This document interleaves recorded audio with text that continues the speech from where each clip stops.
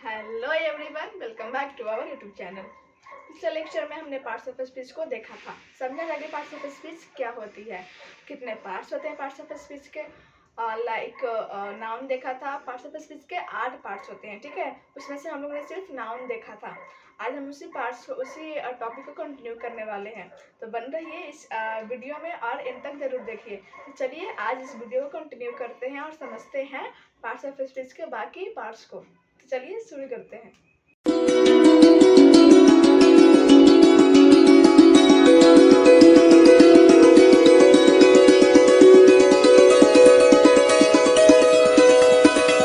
तो चलिए parts of speech को आज हम कंटिन्यू करेंगे।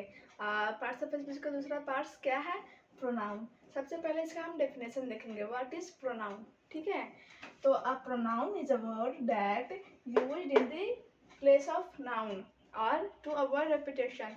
What means? It means that noun एक ऐसा शब्द है जो नाउन को प्रोनाउन ऐसा शब्द है जो नाउन को रिप्लेस होकर लिखा जाता है या फिर रिपीटेशन को अवॉइड करता है। जैसे देखिए यहाँ पे Ram is a student, Ram read in class 6, Ram is a good boy. ये लिखा तो सही गया है बट इसका फॉर्मेट मतलब इसको एक भद्दा सा लग रहा है, जैसे रिपीट हो रहा है ना राम राम राम। एक अच्छा फॉर्मेट नहीं दे पा रहा है सेंटेंस को, ठीक है।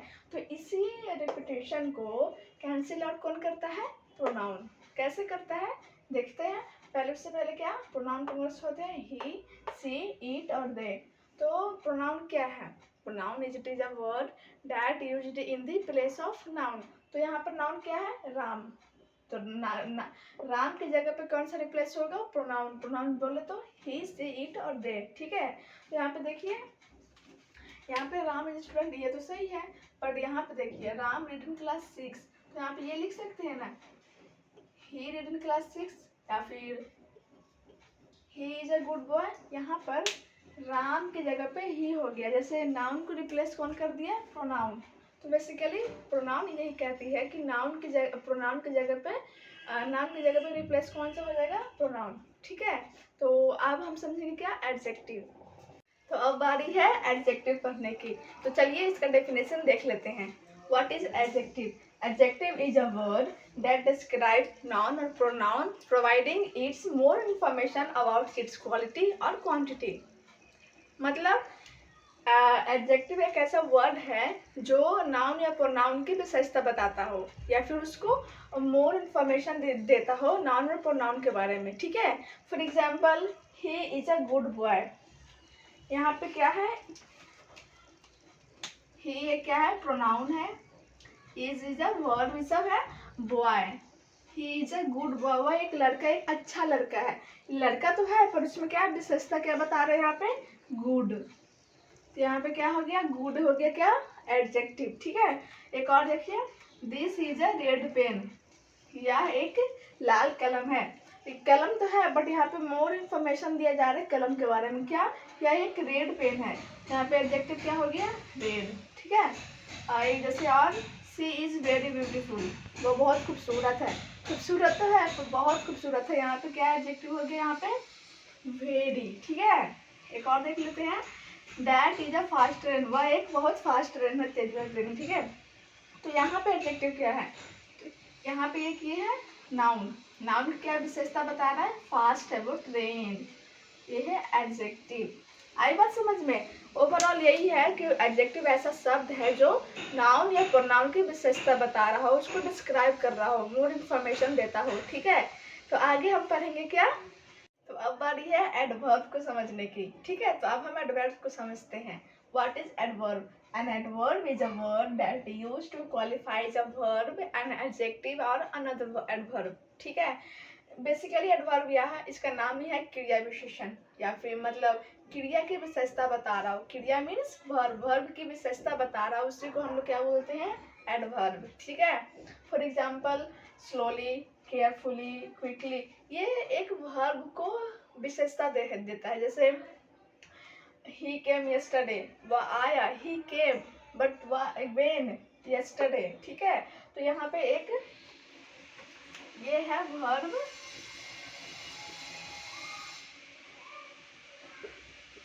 ये है वर्ब, ये हो गया क्या?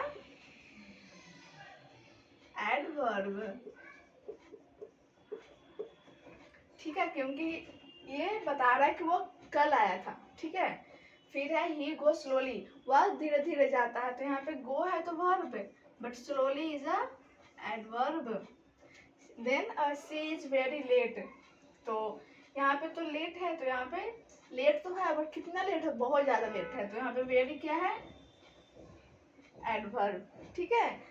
द चाइल्ड रन स्लोली, वो दौड़ता तो है पर कैसे, slowly slowly, this is a adverb. आई बात समझ में, बहुत आसान है, बस वही समझिएगा कि जो वर्ब या एडजेक्टिव को विशेषता बताए उसको हम क्या बोलते हैं, एडवर्ब, ठीक है।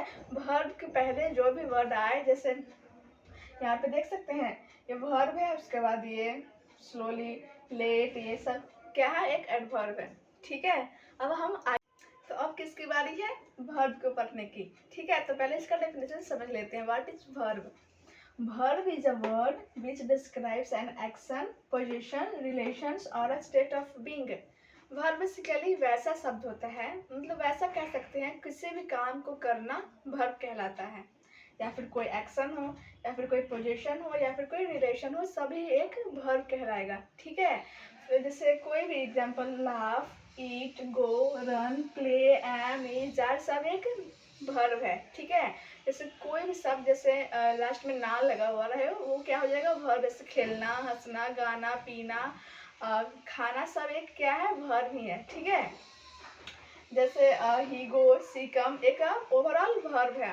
इसको और डीपली समझेंगे कैसे हम, और भी एग्जांपल के साथ, जैसे एक्शंस क्या है, पोजीशंस क्या है, रिलेशंस क्या है, इसके एग्जांपल देखेंगे आगे, ठीक है। तो अब बारी किसकी है, इसको वर्ब की मोर एग्जाम्पल को पढ़ने की, समझ ज़्यादा इन्फॉर्मेशन, ज़्यादा डाउट क्लियर करने के लिए हम लोग समझेंगे ये। तो हमने पढ़ा कि वर्ब क्या है, verb it is a word which describes an action, positions और रिलेशंस और स्टेट ऑफ बीइंग, ठीक है। तो ये एक्शन पोजीशंस है क्या, ये देखते हैं, ठीक है।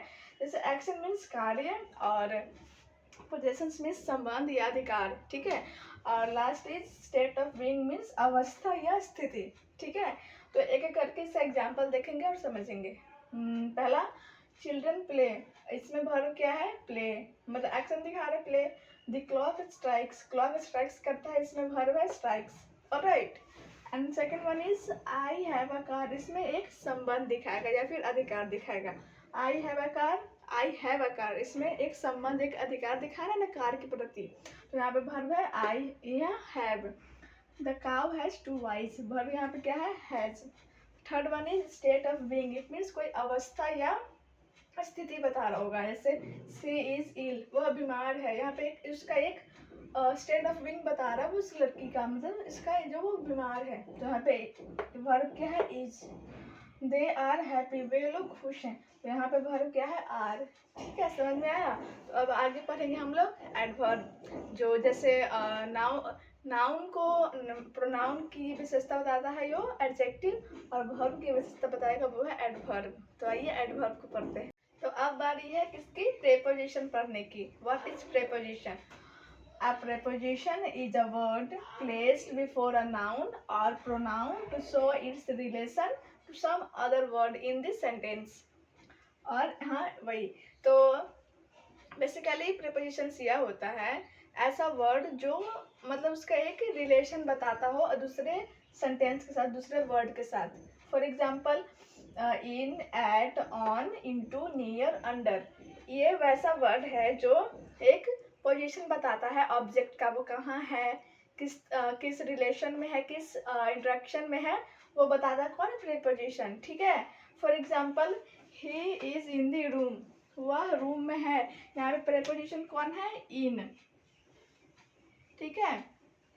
ये क्या शो कर रहा है, एक रिलेशन शो कर रहा है, किसके साथ, एक रूम के साथ। होता है, ये हम लोग डेफिनेशन पढ़ रहे हैं ना, some other word in a sentence show relation, तो यहाँ पे इन क्या रिलेशन बता रहा है, रूम के साथ, ठीक है। दूसरा है the book is on the table, table के साथ कौन सा रिलेशन बता रहा है, बुक का, ऑन है, किसके ऊपर है, टेबल के ऊपर किताब है, तो ये प्रीपोजिशंस एक रिलेशन बता रहा है, ठीक है। तीसरा है मे आई कम इन, इन क्या मैं अंदर आ जाऊं, अंदर आने के लिए कहा जा रहा है, यहाँ पे इन बता रहा रिलेशन, आने के लिए, ठीक है। तो प्रीपोजिशंस है यही जो एक रिलेशन बताता है दूसरे ऑब्जेक्ट के साथ, दूसरे वर्ड के साथ एक सेंटेंस में, ठीक है। अब हम आगे तो अब हम समझने वाले हैं कंजक्शन को। What is conjunction? Alright, and conjunction is a word used to join words, phrases, clauses or sentence together. Basically conjunction यह होता है ऐसा वर्ड जो दो सेंटेंस को जोड़ने का काम करता है। बेसिकली इसको हम कहते हैं it is a connecting word, ठीक है। Conjunctions like because, although, and, both, since, if, alright. और भी है, जैसे एग्जाम्पल के साथ देख सकते हैं, Ram and Shyam are brothers. यहाँ पे राम और श्याम का जोड़ने का काम कौन कर रहा है? एंड। ये क्या है? कंजक्शन, ठीक है। You will pass if you work hard. अगर तुम पास हो जाओगे अगर तुम वर्क हार्ड करोगे तब।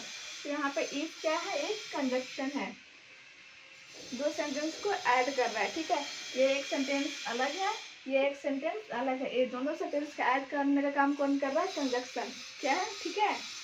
तो ये समझ में आ गया। अब हम आगे, this is last but not least, alright. ये हम लोग 8वां पढ़ रहे हैं, इंट्रोडक्शन। पार्ट्स ऑफ स्पीच का 8वां पार्ट है इंट्रोडक्शन, ठीक है। क्या कहती है ये समझते हैं। An introduction is a word that used to express some sudden feeling और इमोशन। ओवरऑल यही है जो एक्सक्लेमेशन सेंटेंस, एक्सक्लेमेटरी सेंटेंस में देखा था, जो सडन फीलिंग आ जाए, जैसे ओ, हेलो, व्हाट, एकदम अचानक से कोई जैसा निकलता हुआ गिर जाता, ओह सीज फेल, ऐसे वाला फीलिंग को क्या बोलते हैं? ऐसे वाले वर्ड्स को बोलते हैं इंटरजेक्शन, ठीक है। ज़्यादा दिमाग नहीं लगाना, बस सीधा सीधा यहाँ जैसा दिख जाए कोई सेंटेंस में वो क्या होगा? इंटरजेक्शन होगा, ठीक है। एग्जाम्पल देख सकते हैं, ओह ही फेल डाउन, यहाँ पे मतलब एक सडन फीलिंग निकल रहा है, सडन इमोशन निकल रहा है, ओह, ठीक है। व्हाट नॉनसेंस, ठीक है, एक इमोशन है ये इंटरजेक्शन, ठीक है। तो यहाँ पर हम लोग ने पार्ट्स ऑफ स्पीच का 8 पार्ट्स को कवर कर लिया है।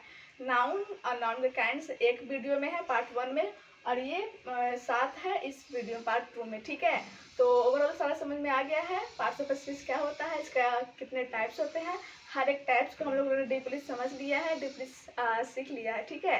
तो थैंक्स फॉर वॉचिंग। अच्छा लगा वीडियो तो लाइक करिए, सब्सक्राइब करिए, धन्यवाद।